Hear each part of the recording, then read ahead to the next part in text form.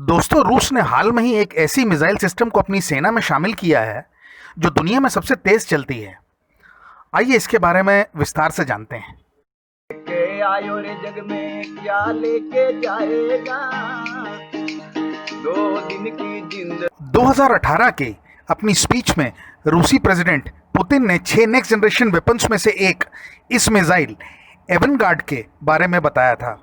Avant-garde के दूसरे नाम है प्रोजेक्ट 4202 या YU-74। वैसे इसका विकास 80 के मध्य में शुरू हुआ था, लेकिन 1991 के रूस बिखराव के बाद ये बंद हो गया। 90 के मध्य में इस प्रोजेक्ट को प्रोजेक्ट 4202 के नाम से फिर से शुरू किया गया। 1990 से 2018 के बीच इसकी 14 टेस्ट फ्लाइट्स हुई हैं। रूस के यूक्रेन के साथ 2014 में युद्ध के दौरान इस कार्यक्रम को एक और झटका लगा, क्योंकि यूक्रेन में इसके कंट्रोल सिस्टम्स बनते थे। खैर, रूस ने इन अड़चनों को पार करते हुए 2018 में इसका सफल परीक्षण किया।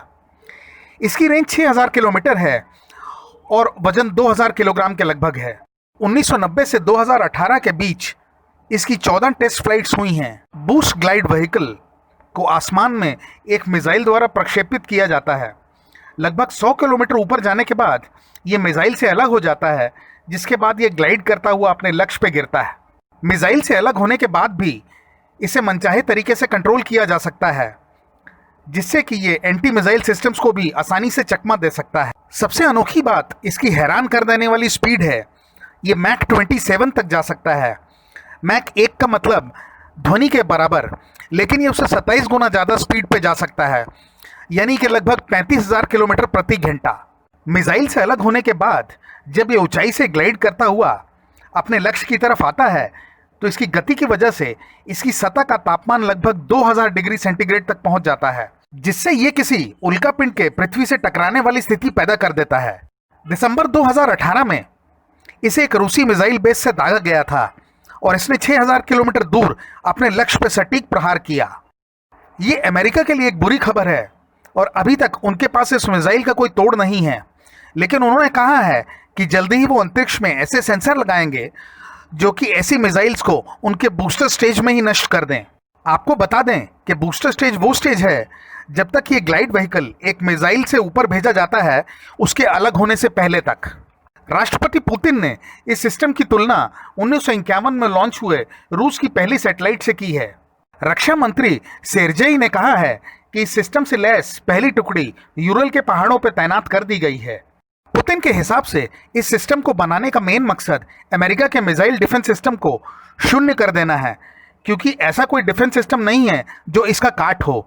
एवनगार्ड की एक और खासियत यह है कि ये कभी स्पेस तक नहीं जाता, जहां अमेरिका के एंटी मिसाइल सिस्टम्स किसी भी चीज को शूट कर सकते हैं।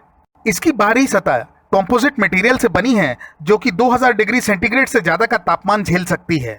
अब एवनगार्ड के हथियार ले जाने की क्षमता को भी जान लेते हैं।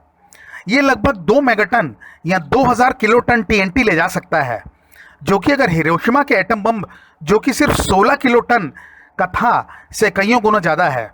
इस चीज़ का एक और मतलब हुआ कि अगर एवनगार्ड का निशाना चूक भी जाता है तो वो विस्फोट ही इतना भयानक होगा कि लक्ष्य नस्ते नाबूद हो जाएगा। रूस के प्लान के मुताबिक 2027 तक उसकी सेना में 60 एवनगार्ड सिस्टम्स का लक्ष्य रखा गया है। अमेरिका के पास अभी हाइपरसोनिक हथियारों के खिलाफ कोई काट नहीं है। इस सिस्टम की शानदार गति, लंबी दूरी एवं उसे फ्लाइट में कंट्रोल करने की वजह से ही इन्हें ट्रैक और टारगेट करना नामुमकिन है। पेंटागन के हिसाब से अमेरिका लगभग 2 साल में ऐसे हथियार बना लेगा। आइए जानते हैं बैलिस्टिक, क्रूज मिसाइल और इस बूस्ट ग्लाइड व्हीकल का अंतर।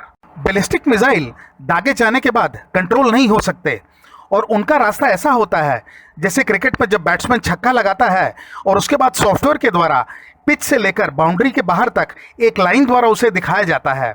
इस चीज़ का एक नुकसान है कि जैसे ही ये चीज़ रडार की पकड़ में आती है, इसका इलाज तुरंत ही निकाल लिया जाता है, क्योंकि इसका रास्ता और लक्ष्य दोनों का ही पता चल जाता है। जबकि क्रूज मिसाइल को दागने के बाद उसे कंट्रोल किया जा सकता है, लेकिन इसका ड्रॉबैक इसकी गति है, जो कि सबसोनिक या सुपरसोनिक तक ही जा सकती है, तो इसे भी टारगेट किया जा सकता है। और एक अहम बात यह है कि दागे जाने के बाद ये अपने अंदर पड़े ईंधन के ऊपर चलता है। अब आते हैं इस नई टेक्नोलॉजी बूस्ट ग्लाइड व्हीकल के ऊपर। जैसा कि हमने पहले बताया है कि इसे एक मिसाइल द्वारा लॉन्च किया जाता है और 100 किलोमीटर ऊपर जाने के बाद ये मिसाइल से अलग हो जाता है। चूंकि ये ग्लाइड व्हीकल है इसलिए इसमें ईंधन नहीं होता और ये ग्लाइड करते हुए अपने लक्ष्य की तरफ जाता है। 100 किलोमीटर ऊपर से जब ये ग्लाइड करता है तो इसकी स्पीड बहुत ज़्यादा हो जाती है और एक टीम दूर बैठे से कंट्रोल भी कर सकती है। इसी वजह से एक तो ये धरती के साथ साथ ग्लाइड करता है और रडार की नज़र में भी नहीं आता। बैलिस्टिक मिसाइल जिसकी की दिशा और लक्ष्य का पता तत्काल चल जाता है, इसका पता कर पाना नामुमकिन है। दोस्तों, मिसाइल टेक्नोलॉजी किसी भी देश के लिए एक सर्वोपरि चीज़ होती है। जितनी दूरी, तेज़ी और जितना ज़्यादा विस्फोटक वो लेके जा सकें उतना ही सेना के लिए अच्छा होता है। आज के समय जब कई देश अपने एंटी मिसाइल सिस्टम्स दूसरे देशों को बेच रहे हैं तो ऐसी तकनीक का विकास ज़रूरी है जो कि ऐसे सिस्टम को भी मूर्ख बना सके। बूस्ट ग्लाइड सिस्टम फिलहाल 3 देश डेवलप कर रहे हैं, जिसमें से रूस ने तो इसे अपनी सेना में भी शामिल कर लिया है।